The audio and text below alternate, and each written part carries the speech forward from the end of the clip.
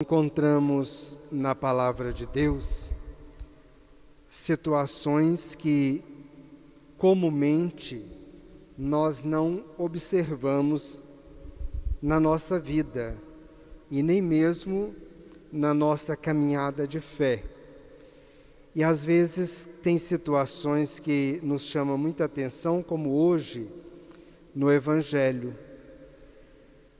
Jesus fala de alegria, da sua alegria. Qual é a alegria de Deus? Qual é a alegria de Jesus? E ele fala de preceitos, de guardar mandamentos. Ele fala de situações de muita seriedade em que ele disse: eu guardei os mandamentos do meu Pai. Se vocês guardarem os meus mandamentos, a nossa alegria será plena, ou a alegria de vocês será plena. E ele nos alerta e nos adverte para guardar os mandamentos do Pai, para que nós possamos permanecer no amor do Pai. Aqui nós encontramos na primeira leitura uma discussão muito séria dos discípulos e dos apóstolos, principalmente Paulo, Pedro e Tiago. Pedro é deixado por Jesus como o chefe da igreja iniciante ainda. E Pedro devia guardar e preservar os valores que Jesus deixou para eles, os ensinamentos, cuidar da unidade dos apóstolos, da colegialidade, para que não fosse assim, cada um sair falando uma coisa para um canto do mundo, mas que eles pudessem anunciar o amor de Deus, anunciar Jesus Cristo. E Paulo veio depois como um recém-convertido. Ele mandou matar Estevão logo depois da ressurreição de Jesus, em que os apóstolos elegem os diáconos. Estevão é apedrejado a mandado de Paulo, que ainda não era convertido. E Paulo, então, depois da sua conversão, ele começa a falar de Jesus e dos feitos de Jesus. Tanto é que Barnabé, enviado pelos outros apóstolos, vão até Antioquia, leva Paulo para Tarso e lá ele convive com ele um bom tempo para averiguar se Paulo estava mesmo convertido ou não, porque os apóstolos não acreditavam que aquele homem que mandava matar os cristãos agora estava ensinando o cristianismo. E Paulo, então, deu testemunho da sua conversão.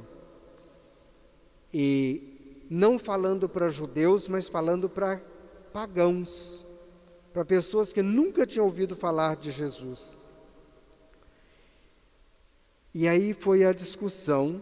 Tiago era o bispo de Jerusalém, cuidava da igreja em Jerusalém, e por isso ele tinha também uma palavra decisiva, porque ele estava no centro da capital, estava na capital de Israel, e assim a palavra dele valia muito. E esses três, Paulo, Pedro e Tiago, reunido com os outros apóstolos e discípulos, eles discutiam sobre as leis judaicas que Pedro e Tiago impunham para que eles pudessem ser cristãos. E Paulo diz: como é que eu vou obrigar um pagão a ser judeu primeiro, para depois ser cristão? Nem Deus fez distinção de pessoas. Por que nós vamos fazer? E aí Pedro, escutando isso, fez um grande discurso.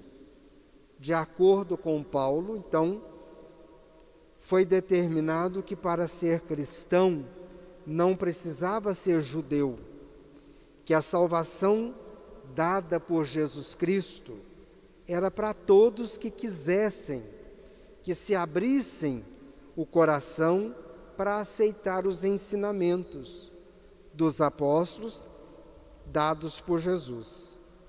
E assim foi uma grande abertura para as novas comunidades.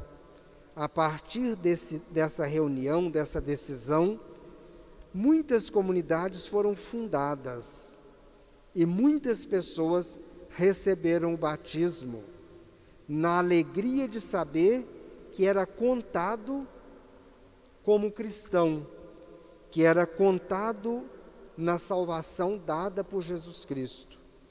E aí nós encontramos essa alegria de Jesus Cristo. A alegria de Deus é ter um único povo reunido no amor, que guarda os mandamentos e sabe por onde segue. E aí nós percebemos que na nossa sociedade, na nossa vivência, tem tantas leis que, em vez de nos unir, nos dispersa. Cada um segue uma coisa, enquanto que deveria ser leis que unissem, que nos ajudassem a ter força, a ter assistência, ter direitos preservados, a saúde, por exemplo. A alegria de Deus é o bem de todos. E por isso que Jesus insiste: se guardar os meus mandamentos, eu permaneço em vós, assim como permaneço no Pai, porque eu guardei os mandamentos que Ele me deu. E se permanecerdes em mim, vocês terão alegria plena, porque serão uma única família, salvas no mesmo amor. Que nós saibamos viver essa alegria de pertencer ao povo de Deus, de pertencer à família de Deus. Que cada vez mais nós nos unamos, mesmo na necessidade de ter que ficar longe um do outro fisicamente, mas que o nosso coração esteja unido na fé.